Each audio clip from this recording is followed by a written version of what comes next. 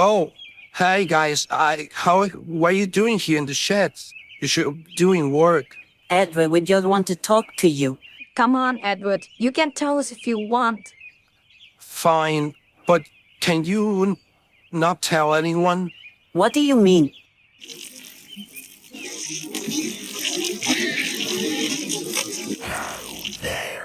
What the... Oh my god.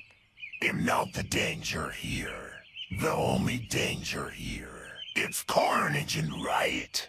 Wait, there's some symbiotes out on the road? We have to stop them. Okay, Venom, if you say so. It might be a risk, but I will have to go. Thomas, Emily, could you help me with the Carnage engine then? Okay, Edward. We'll help you. We're going to help you to start that engine with the symbiote. Or whatever it's called. Why, thank you.